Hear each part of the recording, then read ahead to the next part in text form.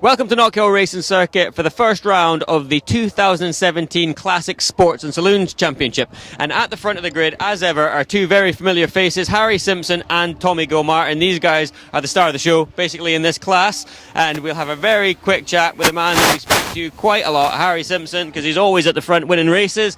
Harry, welcome back. Good place to start. I've just said it's two very familiar faces at the front. It's the Harry and Tom show, I think. Or Tom and Jerry, I don't know. What have you done to the car? It looks the same, but there's been a bit of work going on here, hasn't there? No, the only thing we've done to this car is I washed it in October and I took it up to Mike Stewart's last weekend, and we gave it a quick spanner check, make sure everything's okay, balance the carburetors and put new pads in. And that's it. And that's what's been done to it since October. Well, why change it if it's not broken, eh? Well, the thing is, what you've got to remember, Joe, as soon as you strip an engine, that's all the seals all broken, and you're basically starting from scratch again. You know, trying to keep the piston rings sealing against the barrels. So we never touched it this year, and we're really starting off on the same times as we're doing in October, rather than have to work up to it. So, the car's great. Good stuff. Give us a good battle. I'll do my best. And with that, I'll hand it to Richard. Race number 1 for the Classics, heading your way. Thanks very much, Joe. It is Harry Simpson and Tommy Gilmartin on the front row of the grid. Bruce Mitchell and Alex Montgomery on row 2. The third row, George Leach and Ian Blacklin. Then Callum McRae and Andy Walker. Row 5, William Conway and Michael Longstaff. And at the back of the grid in the Fiat X19 is Alistair Baptiste.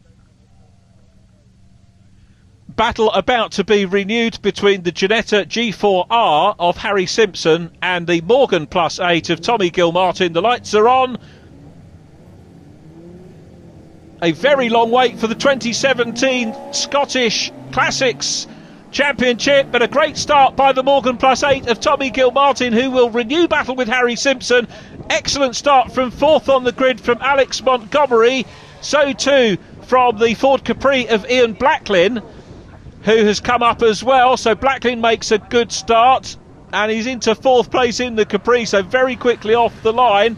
Lotus Europa of Bruce Mitchell, who qualified third, has dropped back a couple of positions, but it's the Morgan versus the Ginetta. Completely different cars, completely different handling characteristics as well. As we go on board with Callum McRae in the TVR, the car immediately in front, the yellow Europa of Bruce Mitchell, who qualified third and has got some work to do. Here come the race leaders, though. Wide line from Harry Simpson, and he's going to slingshot the Ginetta, I would bet, up the inside line. Here he comes. Tommy Gilmartin is in the lead. Gilmartin just moves back towards the middle of the circuit there. Harry Simpson stays in second. The power of that 3.9 litre Morgan Plus 8, as you expect, kicking in up the hill. But Harry Simpson in the nimble Ginetta, 1851cc, loses out very little, but on handling might make a move into Scotsman. There wasn't really room to do it there. Simpson and Gilmartin, we have some terrific banter. If you've not watched the Classics before, these two have had some great banter on the podium after many, many races. Both of them seasoned race winners, and although of course they respect each other and the machinery immensely, they do like a good race. They're making a great race of it now. There's Alistair Baptiste chasing the Mallock of Andy Walker. The Mini of William Conway in the mix as well. The MG Midget of Michael Longstaff. Battle for the lead still there. And let's see what Harry Simpson can do in the Ginetta. Is he going to have a look up the inside line again? Here we go, on board with Gilmartin, who comes offline. They're virtually trading paint. These two, they turn in! Well, I never want to see that again. The gentleman in the pit lane walking nonchalantly away will have been very greatly shocked by that. And a sad, sad end to the race, to Tommy Gilmartin and Harry Simpson, our first two drivers, and it means that Alex Montgomery is out front. Going back to what happened, though, I don't think we'll have time for a replay, but both drivers, it was a coming together, because to me it looked like Gilmartin, he was on the outside line, he didn't move across on Simpson, but moved towards him, and Simpson equally, I think, moved towards Gilmartin, and then I've never seen an incident like that, hopefully won't again. In car with Callum McRae,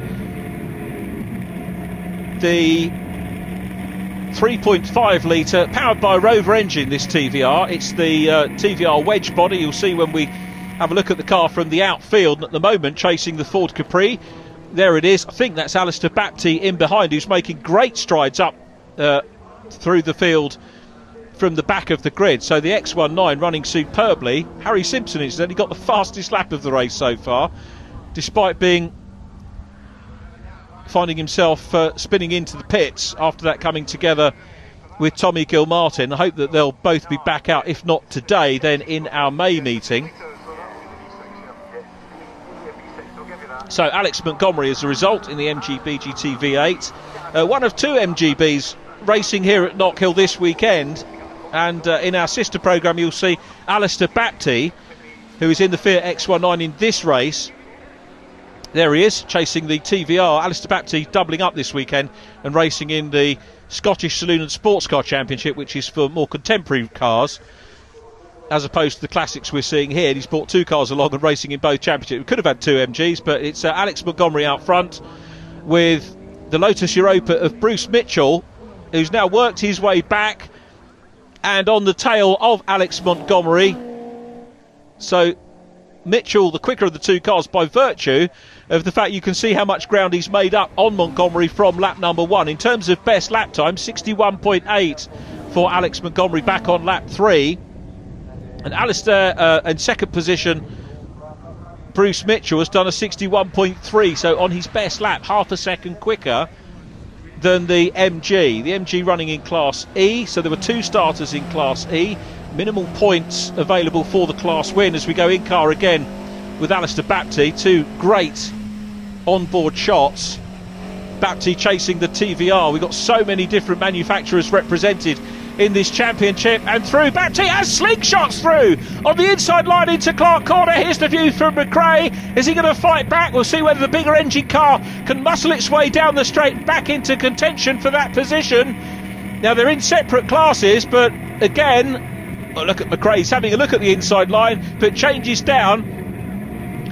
Of course, there is more grunt, there's more weight to stop at the hairpin as well, which you would do down the gears and on the brakes. And Callum McRae passed by Alistair Baptiste, who has driven superbly to come through from the back row of the grid. But back with the race leaders, it is still Alex Montgomery from Bruce Mitchell. Mitchell has closed up, but it's almost as if those last few tenths are taking a little bit longer to chip away at the race leader.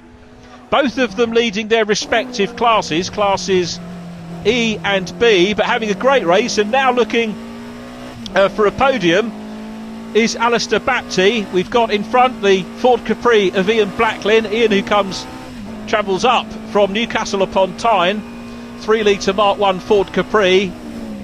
The X19, I just love all the machinery in this championship, and if I had to pick two favourites, probably the two cars together there. What a move by Alistair Baptiste down the inside line in the Fiat, and the X19 goes through. Super move up into third place. Wonderful shots from the X19. Meanwhile, on the last lap, Alex Montgomery, has he done enough to fend off Bruce Mitchell here to take the win? Mitchell looks closer again. Neither of them have improved on their best lap times. Montgomery on lap 3, Bruce Mitchell on lap 2 with that 61.3, but the Lotus chases the MG. Another MG running there, that's the midget of Michael Longstaff, running in third position in Class A. Alistair Baptiste is the Class A leader, but here come the race leaders down in towards the hairpin for the last time, and it is a challenge here from Bruce Mitchell, who's going to be thinking about going around the outside line. He might have been better to go for the cutback, and that's why, because he spins it around a gyration. It's going to mean that Alex Montgomery will take an overall win. There it is, checkered flag for Montgomery. Who's going to get second position? Well, it's not going to be the Lotus, because Bruce Mitchell has been passed by Alistair Baptiste, who comes through from the back of the grid to take second position and class win. Bruce Mitchell stays in the Class B lead. Then Ian Blacklin in the Ford Capri. Ian winning Class D and coming home in fourth place. Callum McRae finishes in fifth from William Conway, second in Class A. Michael Longstaff third in Class A, and finishing the last of the finishers in seventh place.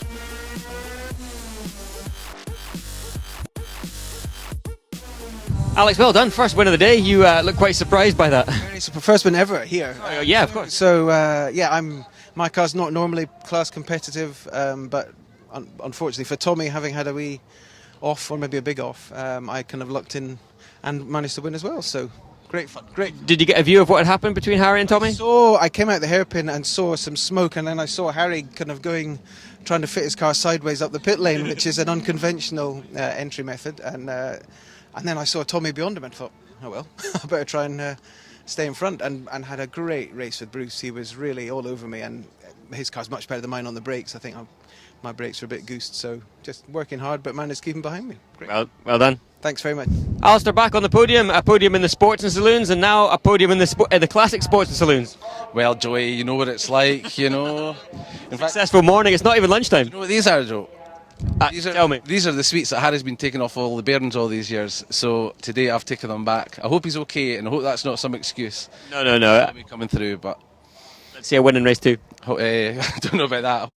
Bruce, well done. Great battle for the lead there. Almost had the win, but just didn't quite have what it took to get past Alex. Well, he had me in a straight line right enough. I thought when I seen the last lap marker coming out, I might manage to get by him. I had him in the brakes. And He said the brake camber was better. Aye, but just overcooked it a wee bit in the way, just a wee bit too much, but I had to try. I'll let you into a secret. He says his tyres are finished, so race 2 could be one for you. Okay, that's good to care. I'll bide my time. Well done. Thank you, Aaron. Race 2 for the Classic Sports and Saloons is about to head out on track under some lovely sunny skies, and it's our pole position man, race 1 winner, Alex, in the 51 MG, lovely little car on pole position, and we'll notice as well, brand new tyres, after he suggested that his tyres were going off. 4 new tyres on that car. At the very back of the field, you will see Harry Simpson has made it back. About 3 rolls of blue gaffer tape on the back of that car to hold it together, but Tommy Gilmartin unfortunately doesn't look like he's going to be joining the back of the field after the damage he sustained in that spectacular accident in the first one. I'll hand it to Richard and he'll take us through all the action. Thanks, Joe. Alex Montgomery on pole position with Alistair Bapty alongside them, Bruce Mitchell and Ian Blacklin. Callum McRae on row 3 with William Conway. Then it's Michael Longstaff and Harry Simpson. Tommy Gilmartin and Andy Walker on row 5. Row 6, George Leach. Sadly, George Leach is a non-starter, as indeed is Andy Walker and Tommy Gilmartin. And also, Alex Montgomery has not made it to the grid either, so we're going to have another outright winner here. A depleted field, but a quality field nonetheless. Lights out, so Alistair Bapty inherits pole position. Great start by Ian Blacklin. Bapty was quick away, but not so quick through the gears. Bruce Mitchell is coming through into lead position in the Lotus Europa. So it's Lotus from Ford Capri. X19, Harry Simpson is up into 4th place ahead of Callum McRae. Here we come down into Scott. 3 wide, Harry Simpson! Goodness me, Harry Simpson took a big risk there going 3 wide. They all do. I know I said in race 1 they respect each other before we had the spin into pit lane. So Harry Simpson in the Ginetta up into 2nd position and chasing Bruce Mitchell. Here's the view from Ian Blacklin, I think 5th position at the moment, and chasing Callum McRae. Blacklin in the Ford Capri 3-litre car. I'll explain the class structure a little bit later on in the race. It looks like Harry Simpson is passed by Alistair Bapty. He's going to be passed by Ian Blacklin as well. All does not look happy with the Ginetta G4R of Harry Simpson, which I think is going to go into the pits, hopefully in a more conventional manner than which he did in race number 1. He does. Sadly, game over for Harry Simpson. That's a pity. It means that the top seeded driver left in the race, if we look at last year's championship positions, is Ian Blacklin, who finished in 7th position overall last year. And he is there ahead of Callum McRae. We saw Callum at the final meeting of last year. It's wonderful to see the TVR. And just a recap of the makes and models in this championship. We've got Lotus, Fiat, Ford, TVR, MG, got the Mini, the Ginetta, Morgan and Mallock all represented as well. The class structure for this championship, it is multi-class, catering for, in the main part of the championship, cars that were manufactured prior to 1980, so it's anything up to the 31st of December 1979. Class A up to 1500cc, Class B 15.01 to 2.5 litres. There isn't a Class C anymore, that's been withdrawn, but we do have Class D from 2.501 up to 3.6 litres. Anything over 3.6 litres is in Class E, so that's A, B, D and E. Class F for future classics, those manufactured between the 1st of January 1980 and the 31st of December 1985, up to 3.5 litres, and that's where Callum McRae's TVR fits into the equation, in case you're wondering, looking at manufacturing dates. And then Harry Simpson's Ginetta falls into Class G, which is for limited production cars or kit cars, again going back to the pre-80 regime. So that's the classes explained. Class A, the best subscribed class this weekend, and we've got two pairs effectively racing, a pair for first and second, another pair here dicing for third and fourth position. So it's a Class E car leading Class A, Class B car, I beg your pardon, leading Class A, and then Ian Blacklin in the Class D Capri, and the Class F machine of the TVR Callum McRae. And what we can't see, just having a quick look in the mirrors, is how close Callum McRae is to the Ford Capri at the moment. I'm thinking, as we go into Scotsman Corner, that was not a defensive line from the Capri, and rightly so. Although Callum McRae is in the mirrors, he's not covering the boot, so to speak, of the Ford Capri at the moment. So those two guys, third and fourth, Blacklin and McRae. It looks likely, though, the championship leader exiting our first meeting of the year will come from Class A, which has the best subscribed class, with Alistair Bapty in the X19, who's now gone out of shot, Michael Longstaff in the MG Midget, and Harry Conway in the Mini Clubman GT. So into the hairpin goes the Ford Capri of Ian Blacklin. He'll look up the hill. The leading two cars have already disappeared, so Blacklin on for a potential podium here, an overall podium, which would be great to see Ian in the Ford Capri on that podium, with Callum McRae still chasing hard. Out front it's Bruce Mitchell, Alistair Bapty in the 1498cc Fiat X19, which places it in the 1978 to 89 class of X19. The X19s were built from 1972 to 89, so this one of the later cars with the 1498cc engine, and running competitively, as you can see, still chasing down the Class B machine of Bruce Mitchell, who is out front. The lap times pretty competitive between these two, and that's the key thing about all of the Scottish Championships where we have classes, is that the interclass rivalry does transfer to the track very well indeed. Class B machine ahead of Class A, but not by a huge amount at the moment. Bapty, who started the first race today at the back of the field and came through for a superb second position, as you heard in interviews with Joe, doubling up with his MGB GT V8 in the contemporary Saloon and Sports Car Championship. Back on board with Ian Blacklin in the 3 litre Mark 1 Capri. Sounds absolutely fantastic.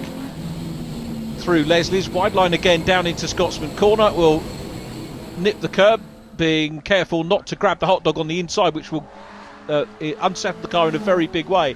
And Blacklin now starting to move clear. It's not the more powerful of the two cars. 3 litres in the Capri, 3.5 litre Rover in the TVR of Callum McRae. Callum with the new race driver insignia on the back, the yellow square with the black cross. Meanwhile, we go in kart again with Alistair Bapty, who's running in second position and trying to close down on Bruce Mitchell. Bapty with the fastest lap of the race so far, 60.429. It's quicker than the conditions we had in race number 1. Bapty's best time in race 1, a 61.3. Bruce Mitchell did a 61.3. He has improved as well in this race with a 60.7, and he's being hounded by Bapty, this light X19, and is getting very close indeed through the chicane. Meanwhile, let's go back. Mini and MG battle, absolutely superb. Now, this is a scrap for points in Class A, and at the moment, Michael Longstaff has got the upper hand of the two newcomers, but the Mini of William Conway looks up the inside line. Conway has a look, nothing quite doing there, so that battle hopefully will continue to the flag. Bruce Mitchell looks like he is going to make it a double podium. He was third in race number 1 after that gyration on the exit of the hairpin. And actually, we better not speak too soon, but he has got a lead of around about a second over Alistair Baptiste. He'll be all too pleased to gobble it up. But it's been a great race for... Oh, Baptiste goes a little bit wide there. Collects it all up. Could have been nasty, but still pointing the right way. On the brakes into Clark.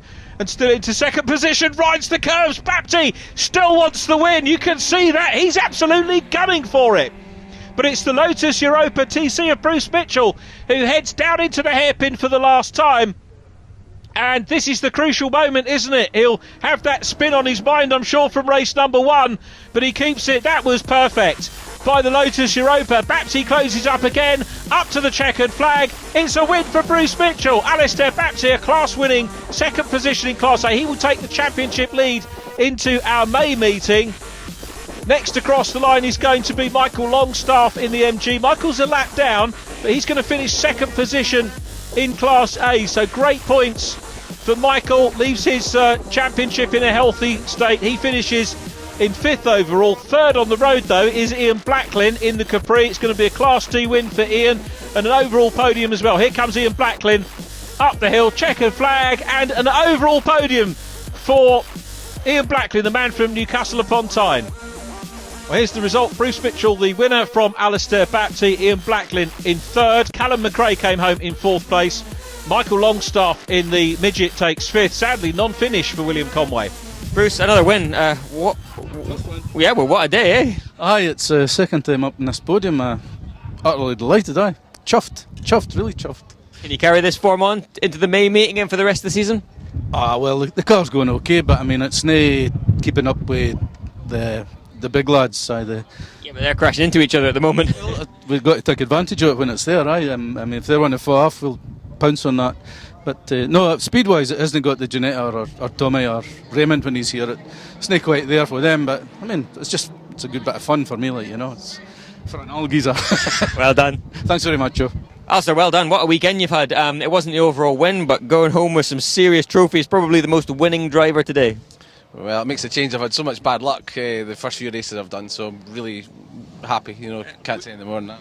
We missed you after the Sports and Saloons. You had to rush off. You're back-to-back in cars here, so you're jumping out of one and running to the other. Yeah, I could do as much exercise as I can get, so I don't get to the gym, so this is the only chance of running I get. Well done. Let's hope this form continues into the May meeting. I doubt it very much, but we'll try our very best. Thank you very much. Well done. 3rd place in the Ford Capri. Ian, that's a great result. Yeah, it is. It's the best result for the car yet. I'm really chuffed with that. You'll be going home with some silverware tonight? Yeah, I've borrowed this one for the moment, but you know, we'll be getting some soon, I hope. Well done. Great job. Thank you very much. Cheers.